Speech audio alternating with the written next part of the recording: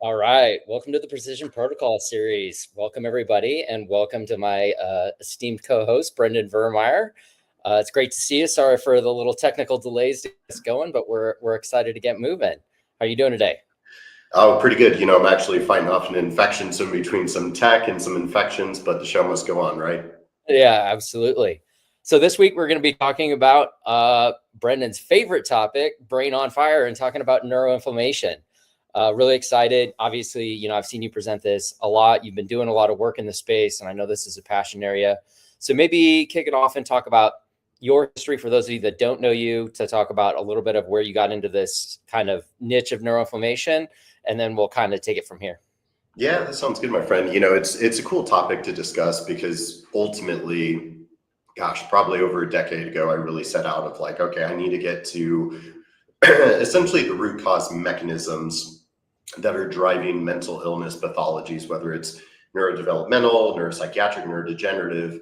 And I would kind of argue that you can't really say that you're up to date on the literature without being familiar with glial activation and neuroinflammation. And so there's a lot of theories of mental illness, and I always present all the different theories in my lectures because certainly we don't want to be too myopic and hyperfixate on just one piece of the bigger puzzle.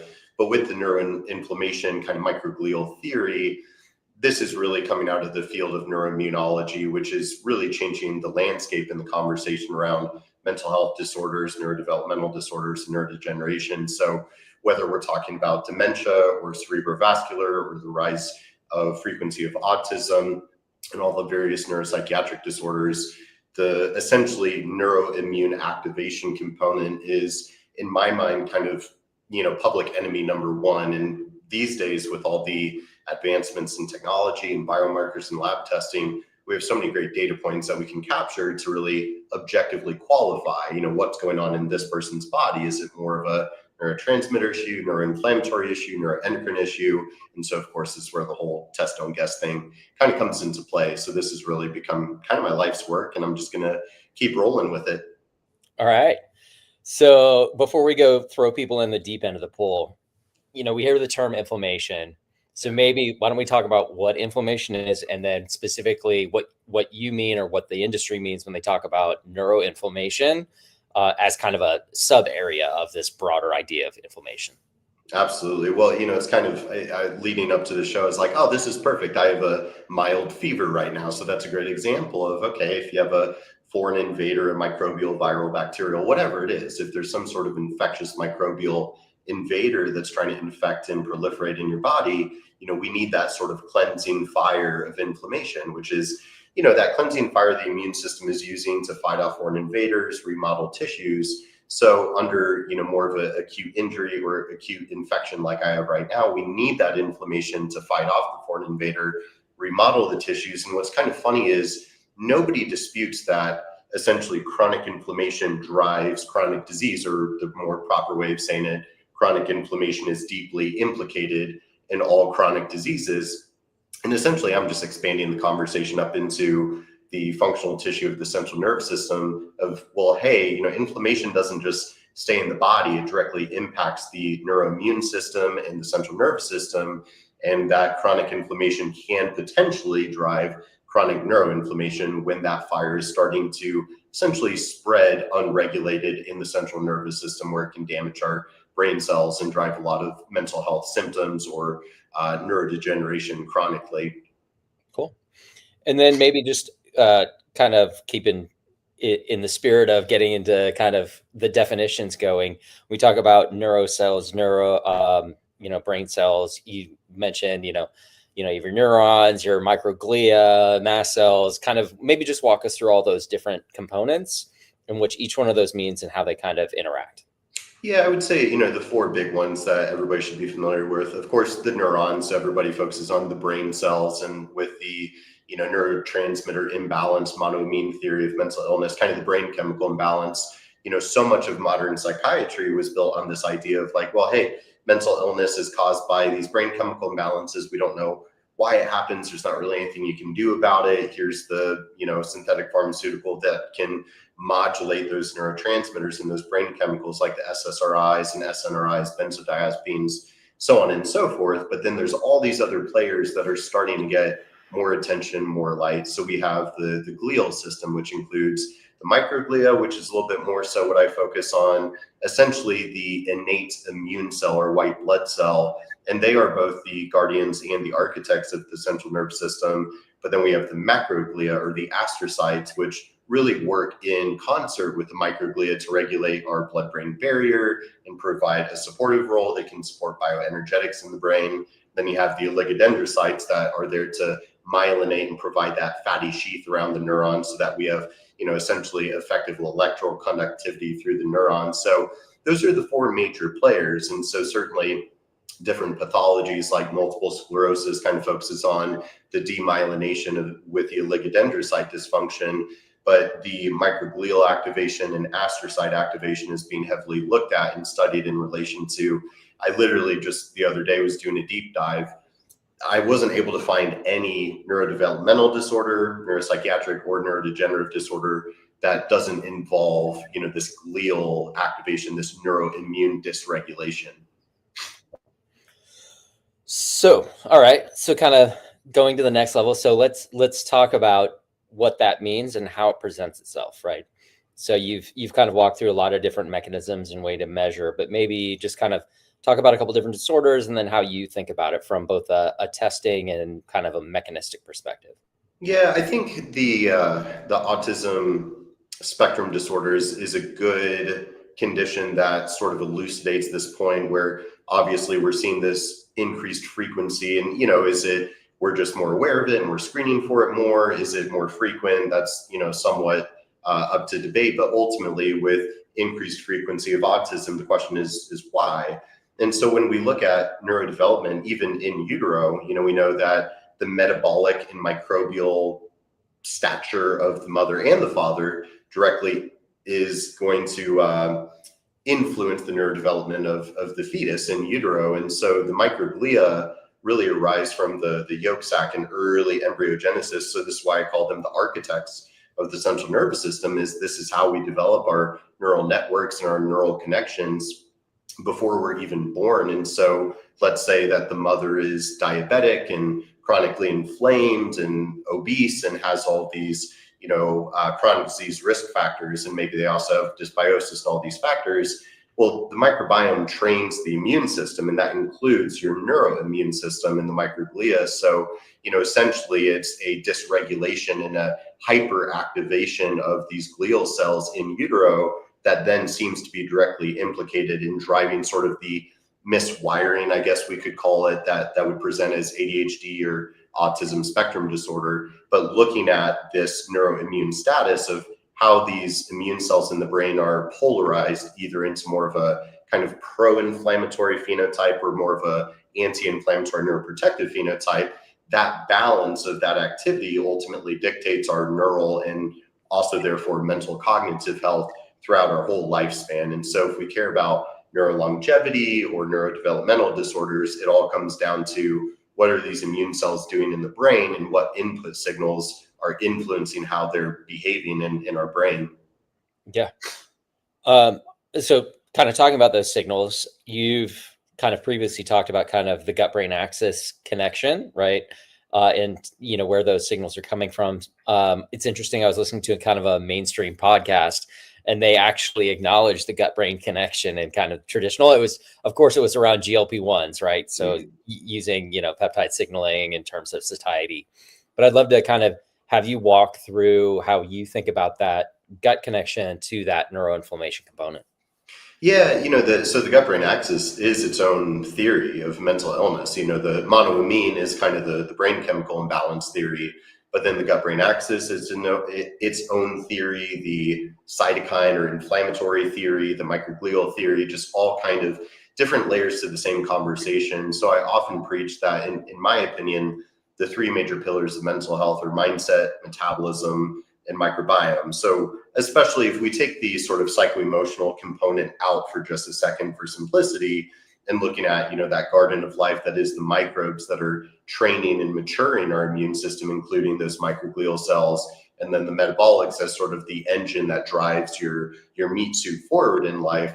So that gut-brain axis being that bidirectional communication of the flora in our colon. And of course, then we have a skin microbiome, and even there's, emerging research that maybe the brain might have kind of its own microbiota thing going on that's a little bit more emerging, but especially with the gut microbiota, I mean, it's really exciting because it's gotten to the point that the body of evidence on the gut-brain axis has become so big that it's starting to become mainstream. But what's a little bit, I guess, amusing and exciting is, of course, pharma doesn't know what to do with it, because it's like there's no synthetic drug that's going to modulate your microbiome. It brings us back to holistic lifestyle foundations, which is kind of beautiful. It's like, well, we're very disconnected from the natural environment, which is where we get exposure to a lot of the microbes, and eating a whole food diet that encourages microbial diversity. And that's all going to give us those input signals, specifically through mediators like the short chain fatty acids, or major signals that modulate the activity of our neuroimmune cells. Okay. And so now we kind of laid the foundation for this a little bit. Let's talk about how you approach it from a testing perspective. Well, actually, sorry. Let's start first on the self-assessments, kind of the intake forms. How are people, what are, when they come to you, or what are you using standard forms like a general anxiety 7, promise 10, those types of things? Do you have your own intake? How do you think about the self-assessment approach before you get to the kind of the testing approach? Yeah, I mean, of course, I'm taking every piece of information in possible. So I did create my own questionnaires that I built into Biocanic, including the mental map research questionnaire. And, I'm asking the questions of what diagnoses do they have, because it's always going to be multiple. You'll see people that diagnosed with IBS and PTSD and general anxiety disorder, or bipolar, so on and so forth. And so it's like, I want to take all that diagnostic information, but then also, like using myself as an example. Well, I was diagnosed major depressive disorder and ADHD when I was like 21 years old, but would I still fit that diagnostic criteria now? Probably not, because my symptoms aren't really expressing themselves loud enough to really meet that standard. So does that mean I cured my ADHD and depression? Did I put it into remission? I mean, certainly, like if I have a viral infection and a bit of a immune flare up, some of those symptoms of brain fog or apathy and depression kind of have been flaring up this week with that acute inflammation. But then ultimately, so looking at the diagnostic information and the symptoms, of course, the brain fog, in the literature, they call it sickness behavior, which I've had plenty of that this week, right? Where when, a mouse or a human or whoever is chronically inflamed or acutely inflamed, they have this sort of sickness behavior. It's the apathy, it's the anhedonia, no motivation, brain fog, musculoskeletal pain. These are all kind of classic signs of potential inflammation and immune activation. So looking at all those symptoms helps me kind of navigate, what physiological domain might be more so contributing to some of their cognitive and mental challenges. Does it seem very rooted in the gut, or is it a little bit more hormones? Is it more inflammatory induced, or maybe it's kind of more methylation and nutritional status related, right? So there's so many layers to it, which then, of course, is where we bring in the objective testing to figure out, well, what is going on with your gut or your hormones, your nutrient status, methylation. So it's kind of a system of peeling back the layers to figure out, well, what could be contributing to the sort of epigenetic exacerbation of whatever their predispositions are. Everybody's very excited about genetic testing and MTHFR, but it's like, well, but we need to focus on what's going on in the real world. What are the diagnoses? What are the symptoms? And then, of course, the labs are going to provide us that more objective clarity. Yeah. And that's kind of a great segue. So, I mean, obviously, anybody that kind of pays attention to other podcasts in our space knows Gary Brecka. His whole thing is methylation, CompT, MTHFR. He does run a very kind of basic genetic test. How do you think about that testing approach? And I know you've kind of built your own panels, but maybe kind of foundationally build up from what would be the more standard markers, and then the kind of more advanced markers and maybe the rationale behind those. Yeah, see, that's always like, I think the hardest part for practitioners, and this is why I've created that system with the intake forms, is to then guide the decision making on what labs do we order, right? Because it's not realistic for every client and patient to spend $2,000, $3,000, $5,000+ on all the labs. We can't do micronutrients and hormones and gut and methylation, so on and so forth. So it is one of those we have to get a little bit more specific. But I'm a big believer in starting with foundational blood work and blood chemistry, because even your basic blood work is going to give you, clues. Even a basic panel that includes some, your homocysteine as the gold standard for methylation, vitamin D status, CMP, CBC, C-reactive protein. Because even with the basics, we're talking like $100 of blood work. It'll at least inform me, yes, there's measurable inflammation, or yes, there is measurable methylation dysfunction, that then I can further investigate as needed. So with, of course, methylation, sure, that's a big piece of the mental health puzzle, but I think it's a little foolhardy of like, the problem is when you have people that are sort of specialists. So, if you're a hammer, everything looks like a nail. If you're a methylation specialist, everything looks like methylation. But, if their homocysteine is, 6 to 8.5 or so, you can kind of check that box of like, well, that's probably not really the issue. Maybe we should be looking elsewhere. So I think basic blood work is always the best starting point. And then you can dive deeper into, well, gosh, it seems based on their intake forms that they probably have a lot of hormone issues because, thyroid, steroid hormones, sex hormones.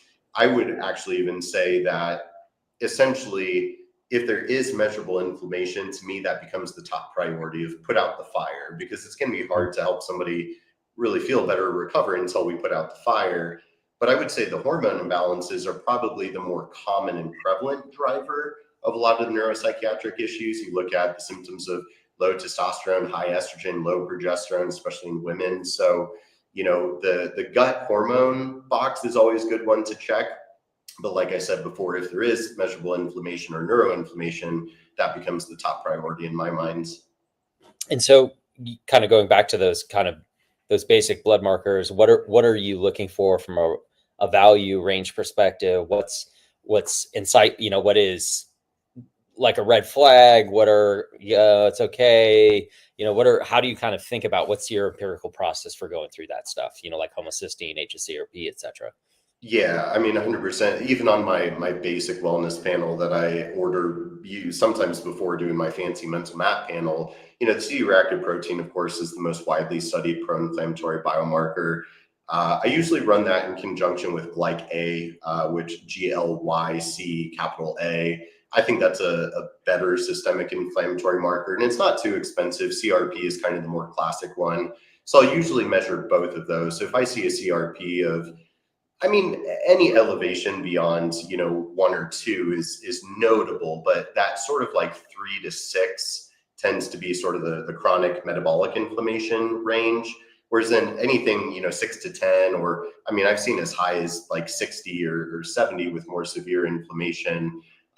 So usually the CRP, the glyc-A, but also even just on the CBC with their white blood cell count, their neutrophils, their platelets. I was just playing around with our new Nexus feature and looking at some of those associations, right? So the inflammation box is kind of easy to check. Homocysteine, I think, should just be a standard blood marker on every panel. And, 6 to 8.5 would be that squeaky range.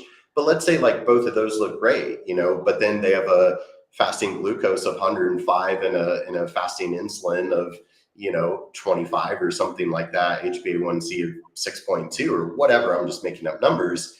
So it's which physiological domain is it? Kind of, insulin resistance, blood sugar, which is deeply implicated in a lot of mental health disorders and Alzheimer's. Use a liver issue. We might see elevations in some of their metabolic enzymes, AST, ALT, GGT. So that basic blood work will really illuminate kind of which physiological compartment, and then we can, use more specialty markers from there to dig deeper. And then kind of building off of those basic the kind of basic foundational markers, kind of walk through the other testing that you're running in the more, because you have 3 different versions of the mental map, correct? And maybe just kind of walk through the thought process on each of those kind of tests. Yeah, essentially, when I first was designing the mental map, originally that was when I was like really niched into the world of mold illness and biotoxin, Lyme disease, co-infections. And I found that space within our industry to be very confusing, chaotic. The practitioners seemed confused and overwhelmed. The clients and patients seemed confused and overwhelmed. And it was honestly a very disheartening space to work in, because it's kind of this complex chronic illness. People aren't getting better and they're bleeding out tens of thousands of dollars, remediating their homes or living in a tent in the backyard and just kind of chronically ill. And so what was going on here? And of course, with serology testing like antibodies towards co-infections or urinary mycotoxin testing, that doesn't really reflect what's going on with them physiologically. So essentially, I was like, all right, I need to create my own custom blood panel that's using the most clinically validated biomarkers of inflammation and immune activation, and really just how do we more effectively assess the physiology so we're not sort of on this hamster wheel of just chasing root causes. And so that's really where the mental map came to be. Was I essentially was doing comprehensive blood work, but then I identified all of these really powerful biomarkers that have a lot of research behind them, things like neurofilament light chain, which is very well studied for multiple sclerosis and is now being looked at for a broad array of neurodevelopmental, neuropsychiatric, neurodegenerative disorders, or glial fibrillary acidic protein is a great marker of astrocyte activation, or S100B protein, so on and so forth. So I was really kind of astounded of there's so many amazing biomarkers that are widely available through LabCorp and Quest, but maybe not really accessible because they're not accessible through conventional, because insurance isn't going to pay for it if there's not clear medical necessity. Functional people don't really know about a lot of these biomarkers. So I was like, well, gosh, we need to be using these more effectively because we have the research behind them to know physiologically what it means. So yes, it shows leaky brain or neuroinflammation, or well, no, it's more of a peripheral immune response or something else. So I will say with the mental map, my main angle was the neuroinflammation, leaky brain, immune activation in the brain component. But also, like, well, you don't want to sort of like put all of your chips on that, right? You put all your money on those biomarkers, but what if it was just a blood sugar issue or a liver issue or a gut issue? So I was also trying to kind of cast a broad net. So looking at things like kidney function or liver function or metabolic markers like leptin and adiponectin. So that was the tricky thing. Was I used to just do custom panels for all my clients, but you have to standardize it, right, to make it easy to teach practitioners and consumers as well of, well, this panel is going to be more fitting for your broad symptom clusters. Yeah. So you kind of mentioned in passing just a little bit about mold and mycotoxin testing and urine testing, and that it's not necessarily representative of what's going on. So maybe if you could just peel back that thought process a little bit, because that obviously is a big focus of the conversation and testing these days. Yeah. It's, I mean, that I always use that as the go-to example, because of course I was very niched with mold, and my whole career was kind of wrapped up in mold back in 2018, 2019. I sort of had this like personal vendetta against it in a way.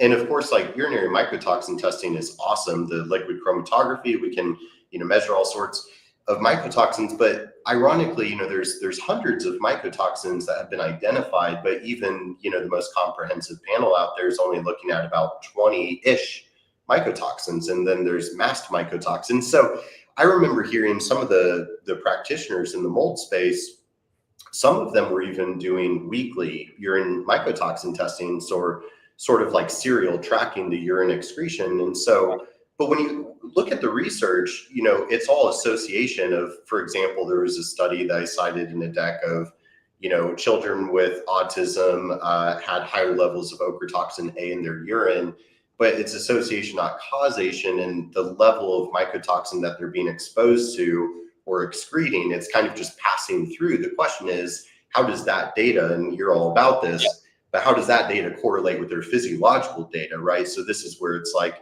we might want to use something like mycotoxin testing to assess sort of estimated, approximated toxic burden and exposure and excretion. But what we really care about is, but how are those mycotoxins impacting their physiology? And if we're not using those physiological biomarkers, we can't really draw correlations. And I think you guys did that Pearl study that elucidated that a bit.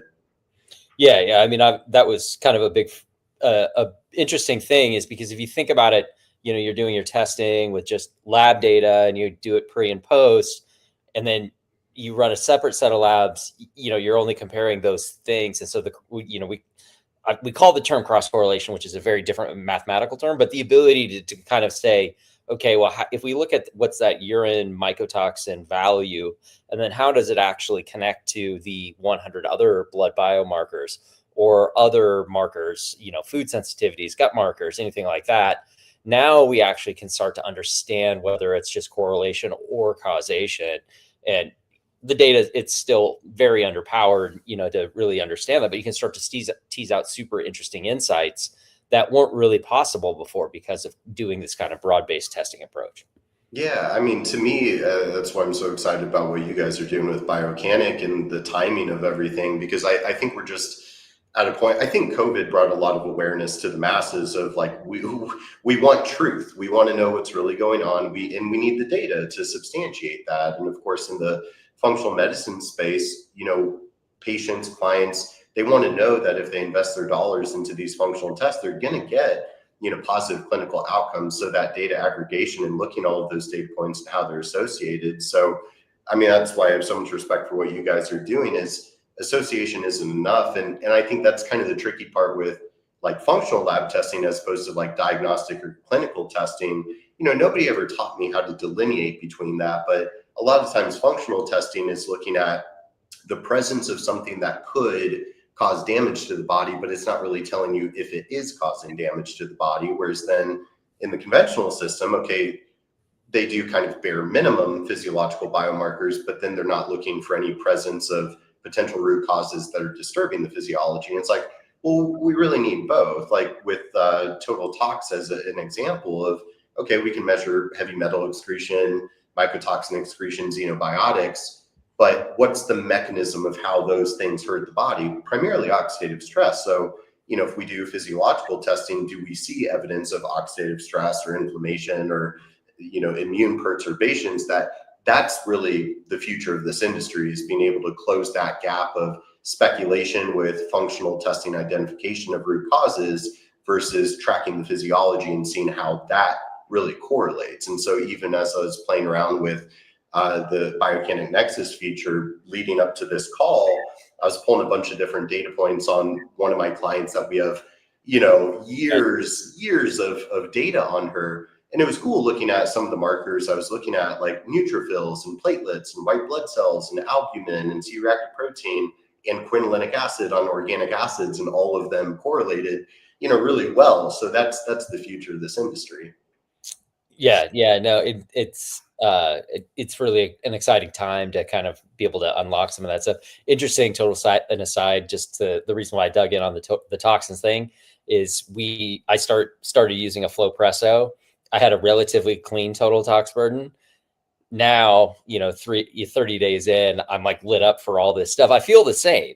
Yeah. But, potentially kind of having that lymphatic activation and using that device, maybe just mobilizing it, and I'm now excreting it. And so it's just showing up, but it may have just been there the whole time and it wasn't really bothering me.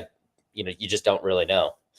Yeah. Well, so that something I've seen this through practice, and it's really kind of stimulated me to have strong opinions about it, because it's interesting how with clinical trials, placebo controlled is the gold standard of how we do research. But then you look into the research of the nocebo effect, which is sort of like the evil dark shadow of placebo. Placebo is you take an empty capsule and you think it's benefiting you, so you kind of give yourself a placebo response, a positive symptom response, even though you didn't actually change anything, physiologically with a therapeutic. Nocebo is the opposite. Nocebo is like you take an empty capsule, but you think it's like full poison and it's going to hurt you, and it causes a negative health response.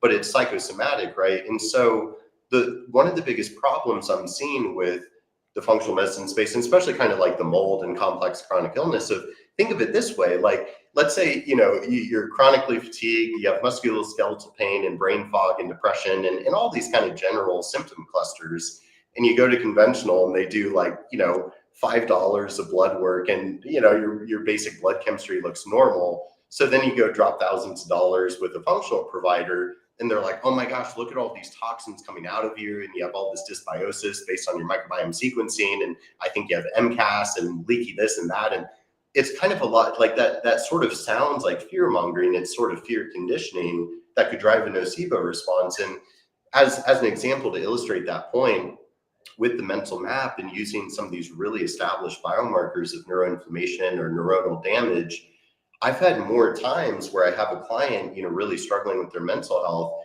and the immediate symptom relief when I show them objectively of like, actually, the biomarkers don't substantiate the narrative that you're telling yourself. You're telling yourself that your brain is on fire and you're really ill. The physiological biomarkers don't substantiate that. So what do you make of that? Like, your brain's not on fire. And it's like the lights come on and they're like, oh my gosh, I feel like this huge weight has been lifted off of my shoulders because I was really worried I had this thing wrong with me. So I guess ultimately I postulate, I wonder how much of the symptoms that people might be experiencing are being kind of exacerbated because of almost like a misinterpretation of the functional data that makes them think they're more ill than they are. To your point, you feel normal, you feel fine. It's not like the flow presso seems to be, making you sicker, but you do have more toxin excretion. But that's the thing, excretion doesn't equal, inflammation or pathophysiology. So it's a great example. Yeah. So I want to grab a question that came in from Robolsack. I have a question about neurodegenerative diseases, specifically ALS. I'm a self-healer. Shout out to Brendan for that term.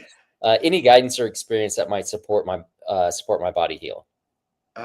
Yeah, I mean, so with any kind of neurodegenerative, a good example would be like the ApoE, right? With genetics, and everybody's very excited about MTHFR and ApoE and all these different genetic SNPs that might actually have research that shows, oh, it does increase your predisposition to Alzheimer's or dementia, so on and so forth.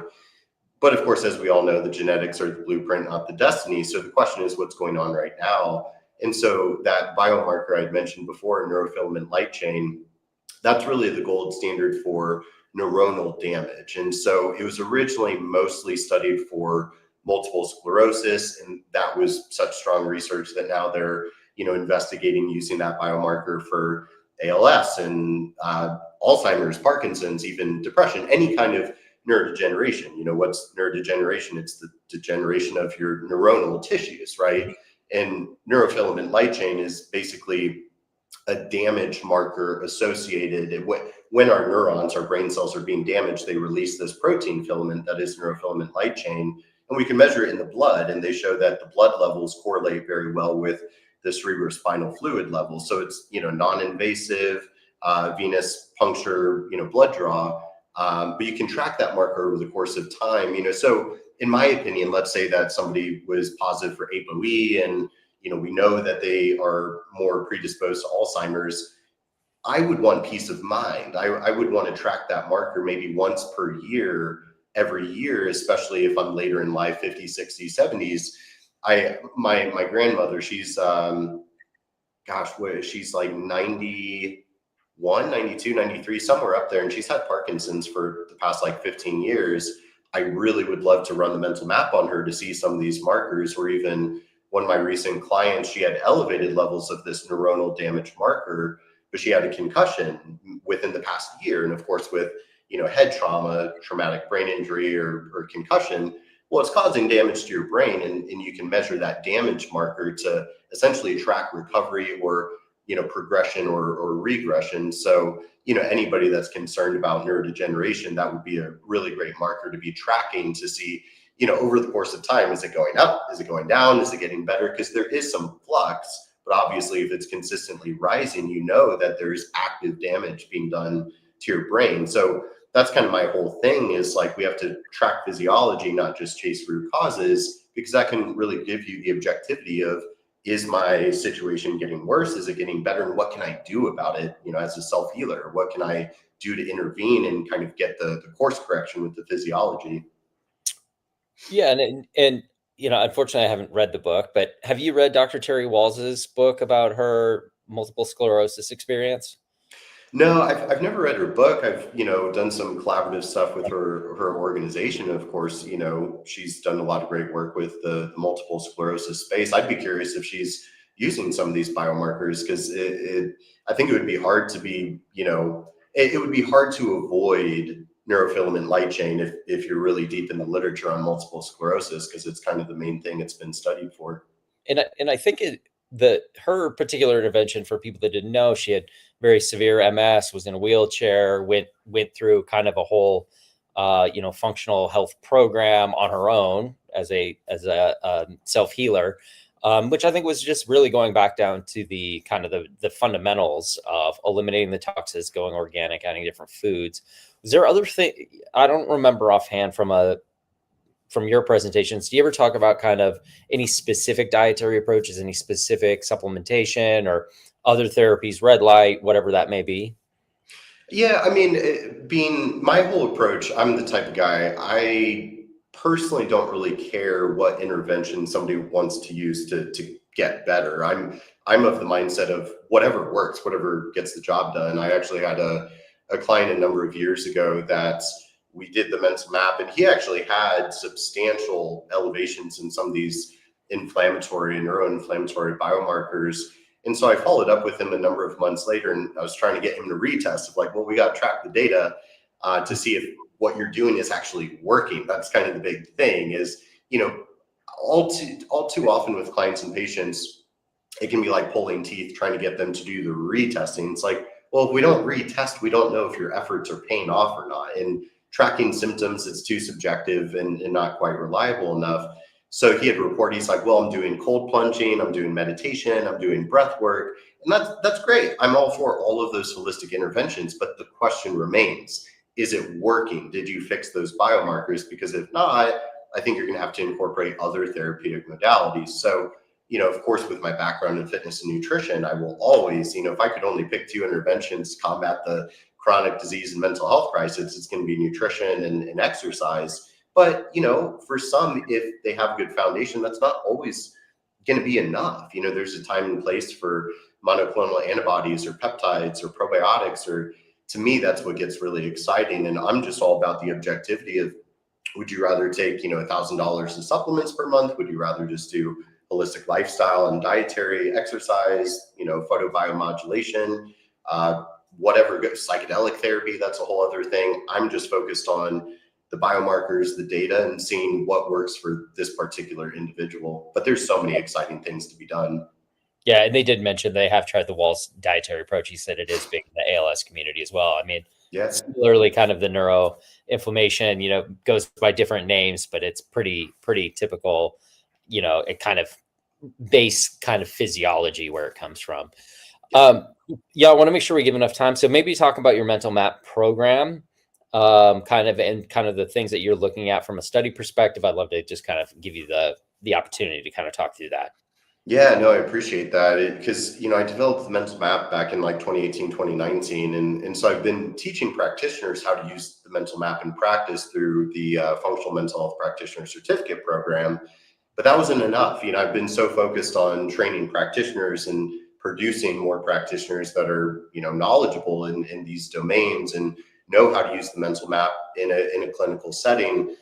But I felt like I was kind of neglecting the rest of the world and consumers and clients and all the self-healers and citizen scientists out there. So essentially what I did was I was like, all right, the test itself is great, but then they need to do something about it, right? So I basically built a 3-month program. There's level 1, level 2, each are 3 months. But I built an automated program into Biocanic where it's self-guided. And I think these days I've been seeing more and more kind of rhetoric and sentiment on social media where on the one hand, supplements have never been more popular and more consumed, but on the other hand, some people are starting to kind of get burnt out and tired of just being sold supplements. And so I was like, I really want this to be primarily a lifestyle and mindset program that coincides with the mental map lab test and have it be self-guided, incorporates community and the mindfulness and nutrition, exercise, lifestyle, sunlight, all the holistic foundations. And then supplements are a supplemental add-on if people want it. And so we build out this whole self-guided, automated 3-month program through Biocanic. The idea being, well, let's start with the mental map to get that objective biomarker insight. And then you go through the foundational program, or then the level 2 gets more advanced. If somebody has really strong foundations, then we'll start going into, well, how do I fix my microbiome? How do I detox? How do I balance my hormones? That's like the level 2 content for the second 3-month program. But then, of course, you got to retest so we can track those data points of maybe you made progress in one physiological compartment, but maybe other physiological domains are getting worse. That helps us tailor, well, let's keep building those foundations that honestly can take years, if not decades, to really master, and then layer in other supplemental interventions or whatever other therapeutics they're interested in. So we're pretty excited about it, and we're just launching this right now as a really inexpensive way for people to get a taste of functional medicine, objective lab testing, data tracking, in kind of one user experience. Yeah. And I know we have the banner rolling by with the URL, but do you want to just kind of tell people where to go in case they're listening to this and don't have the video?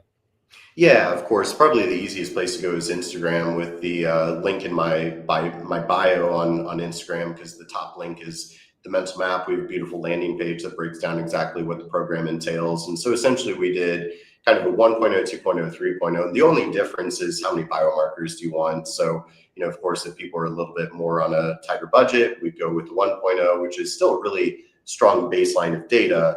But the price point, the only difference between the 1.0 and 3.0 is just more biomarkers, basically. So it's a self-guided program that includes a mentor, a customized report, 3-month community access, and all self-guided. Yeah. Sorry, I was just checking the comments. Real quick, I wanted to come back to one thing that we saw last weekend when we were at the IMMH conference. We saw our friends from DHA Laboratory. One of the things that they're finally coming back to getting back in the discussion. Let's talk a little bit about their cryptopyrrole testing and kind of what pyroles are and how they can be utilized. They had Bill Walsh there talking about his new book. I think it was The Root Cause of Autism, or 80, something like that.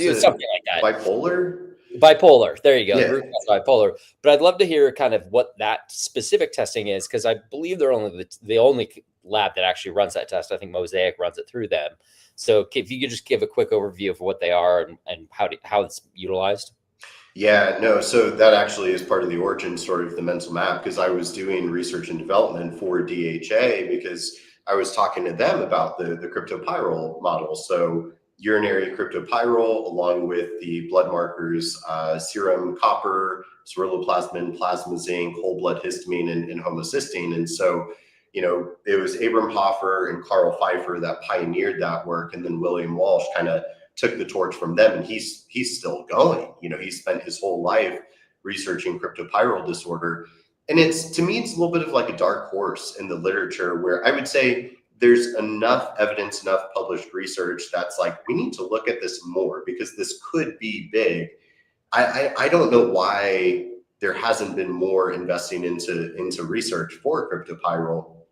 Outside of William Walsh, there haven't been too many people that have done it. So that was actually where the mental map came from. Was I was doing my thing in the mold space. I was doing research and development for DHA. And so essentially they're still trying to figure out, where does this cryptopyrrole thing fit into the world of functional medicine, especially for mental health. And I was like, well, why don't we take this model with the cryptopyrrole, the brain chemistry panel, and why don't we expand it a little bit and add in other well-established clinical biomarkers to see the correlations. And that really is where the mental map came from. So the mental map includes all of those markers as part of it. I just am basically expanding the model, because cryptopyrrole is more focused on the methylation angle. The theory is that this cryptopyrrole molecule seems to deplete the body's levels of zinc and B6, which are major, cofactors in a lot of methylation cycles, neurochemical pathways. So the idea being, if somebody has this cryptopyrrole disorder, it's essentially depleting their B6 and their zinc, that then would elevate homocysteine and whole blood histamine and contribute to oxidative stress in the brain and various neuropsychiatric conditions and insults. I actually designed a study that I think I want DHA to do it with me, to really kind of prove it. It's one of those, I don't think it would be that hard of a study to basically determine either this is a very reputable clinical model that we need to incorporate into psychiatry, or maybe it's not what we thought it is. So that's part of the mental map origin story, ironically enough. Yeah, it'll be interesting to see them kind of get back to promoting the test. It's super interesting. It's very affordable. I think it's something like $230, one blood draw, one urine sample. So we're going to have them on the live stream to talk about it. So we're excited to see them kind of bring that back into the conversation, especially with this focus around mental health and trying to find those, those key biomarkers that you can certainly track alongside of improvements or changes in a neuro kind of cognition states. Yeah. So another question, Sorrel Norland asked, the mental map testing can help with OCD, can also major issue my daughter has in addition is extreme social avoidance, social isolation stemming from anxiety, etc. Yeah, so OCD actually is something that I've developed a big passion for. My girlfriend has OCD, and that was actually a major struggle with our relationship, because OCD can latch on to anything. So people with OCD tend to have a certain theme. For one of my clients, for example, her OCD theme is health OCD. So she has a lot of health anxiety, and it's sort of this obsessive compulsive disorder of, well, what's my root cause, and kind of chasing the root causes of, right? Now, here's the thing about OCD. You have to approach it from both the physiological side and the psychological side, right? It's not like there's one root cause that causes OCD, and if we just throw a protocol at it, you'll never have an intrusive thought or rumination or, express compulsive behaviors ever again. So I do think it's absolutely imperative that OCD is being treated through psychotherapy, like exposure response prevention and other specialty forms of therapy that are the gold standard from a psychotherapy perspective, because a big part of it is learning how to tolerate uncertainty and not engage with the OCD, not engage with the intrusive thoughts or the compulsions and compulsive behaviors. And also, it's also very important to address any physiological perturbations that might be exacerbating the OCD symptoms, right? So a good example would be, look, if you have somebody with OCD, which there is a heavy implication with trauma, a lot of individuals with OCD also have unresolved trauma, and there's a whole body of research looking into, was it the trauma that basically developed this hypervigilant behavior that's expressing itself as OCD? But for example, if you have somebody with OCD and they have low progesterone, which contributes to anxiety, they have hypothyroidism, which contributes to anxiety and rumination. If they're inflamed, if they have blood sugar issues and toxic burden, right? So, I'm not a psychotherapist. I can't treat OCD from the psychotherapy angle, but what I can do is help optimize the physiology so that's not exacerbating the symptoms. So like with my girlfriend is a great example. She lives a very healthy lifestyle. She does all the things, but two of the things that we saw a huge improvement with her OCD symptoms were getting her thyroid hormones optimized and her progesterone levels. Progesterone converts to allopregnanolone, modulates GABA receptors in the brain, can decrease anxiety. So to this person, yes, the mental map will help elucidate, are there any physiological perturbations that are contributing to the OCD symptoms? But that by itself is not sufficient alone. It also has to be addressed through the psychotherapy angle. So we actually just released an OCD ebook earlier this year, because I think it's a very misunderstood mental health disorder. Awesome. Well, and then kind of last topic that I wanted to cover and get your thoughts on with the last few minutes that we have. What's your thoughts on the ketogenic diet relative to neuroinflammation, behavioral health? It was a very big topic of conversation at the IMMH conference we were at.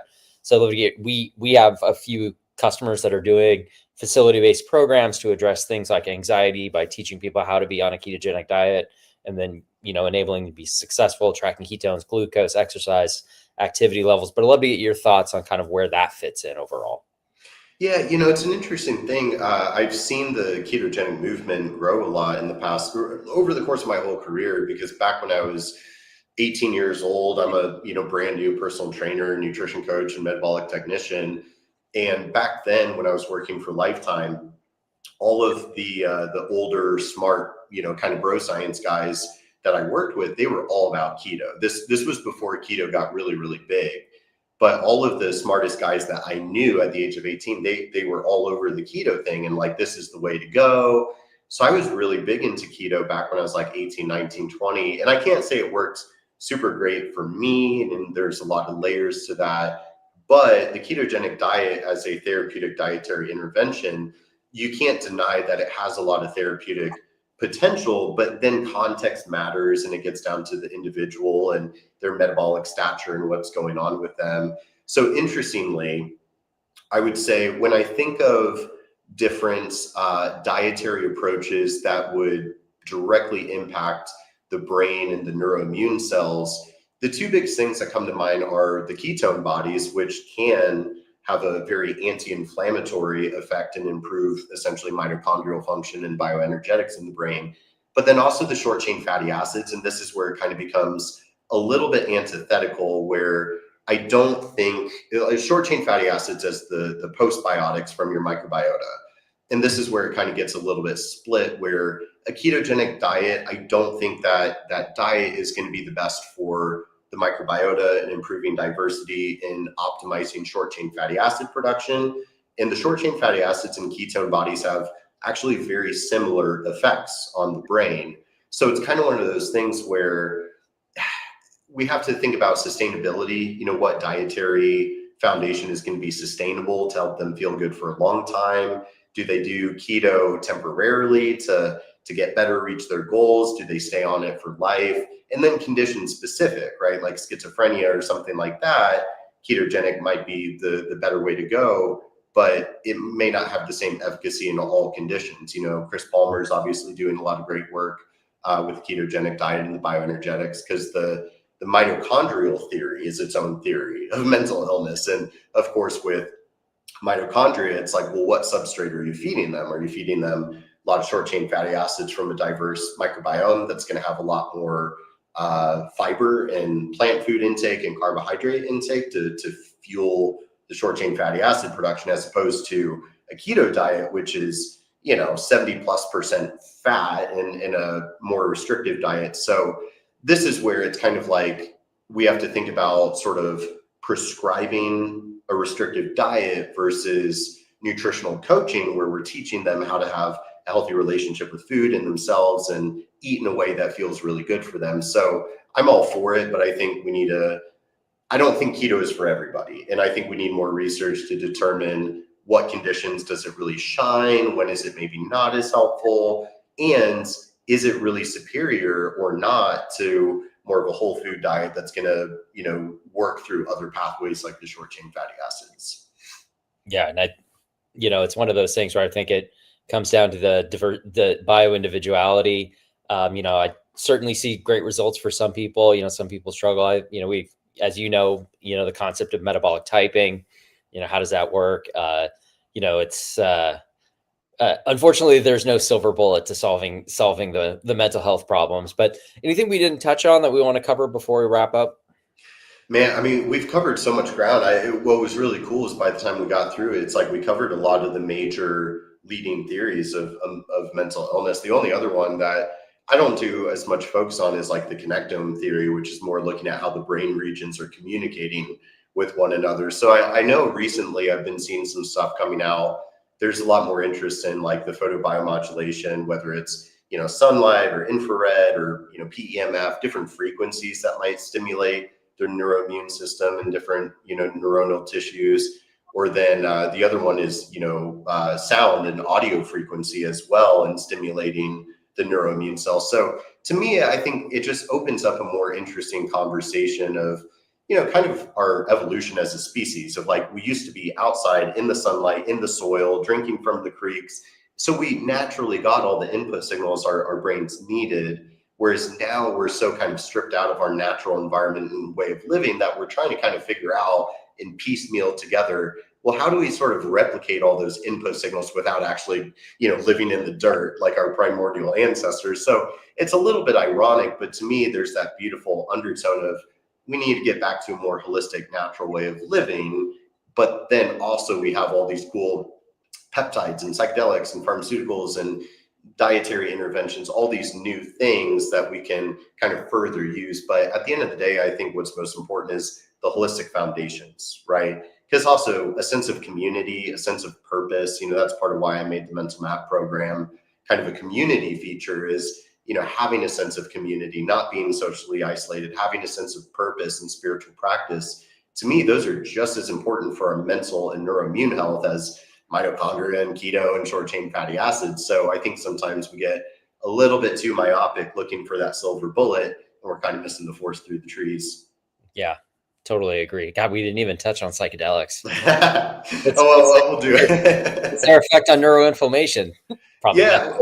So, yeah. I mean, the emerging evidence would suggest they have an anti-neuroinflammatory and pro-neurotrophic kind of pro-neuroprotective effect. So, that's kind of my long-term goal is, someday get to the point that I'm, using the mental map for psychedelic research and seeing what happens with whether it's like a 3 to 5 gram dose of psilocybin or microdosing, and finding out those protocols and how that can help with neuroprotective mechanisms. Yeah, I've seen such, microdosing is like such a catch-all term. When you listen to Paul Stamets talk, it's a very specific, 3 days or 4 days out of the week, and your lion's mane, niacin, and your microdose, and that's it. And then people will start, I microdose, but it's got ashwagandha and green tea and all this other stuff. It's such a wild west, but that's probably worthy of a separate conversation all in itself. So, absolutely. Well, this has been great. I want to make sure we respect everybody's time and wrap this up. Thanks again, Brendan. Any last parting words you want to share before we close out? Well, honestly, man, I've been watching what you guys have been doing with Biocanic since the very beginning. I'm excited to have been a part of it since day one. I'm excited what you guys are launching soon in the Hicks event here in San Diego, less than a month from now. So to me, it's just like everything's converging. The time is perfect. I can't wait to see what we do together with, Biocanic Nexus and the mental map, because I built the whole thing with this in mind. So I can't wait to get the data and see what we find. Yeah, super exciting. Really excited to officially launch Nexus and see you in person, see you speak at Hicks Live, October 9th. And thanks everybody. We'll make sure to get this posted. If you have any other questions, we'll get those questions to Brendan, and we'll catch you next time on our next Precision Protocol episode. Thanks everybody. Thanks guys. Bye.